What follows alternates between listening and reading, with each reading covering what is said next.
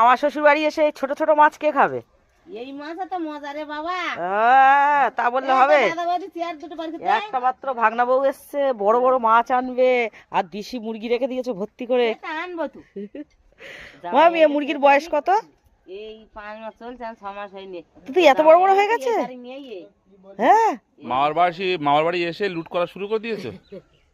এই কচি কচি দেখে তুলবে, কচি কচি না, কচি কচি তুলবে। আরে কচি, সব কচি।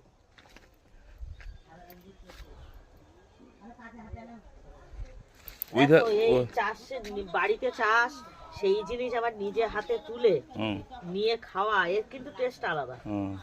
বাজার থেকে কিনে আনা ওগুলো সার দিয়ে বানায়, আর মামার বাড়িতে তো কিছু দেয় না।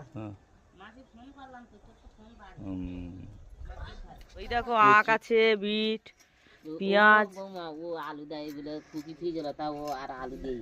এই দেখো মামি কত গাঁদা ফুল গাছ লাগিয়েছে।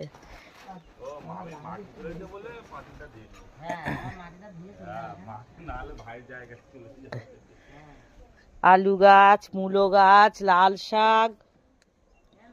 ও আমি গাঁদা ফুলের প্লাস্টিক বেঁধে রেখেছো কেন?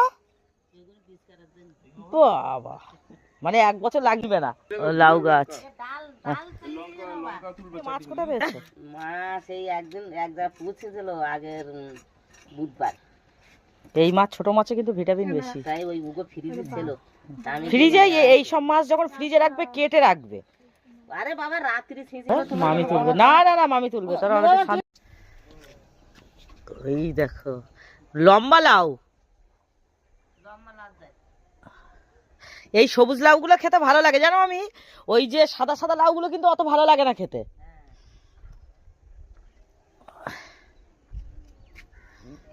এটা মনে হয় চাল কুমড়ো গাছ।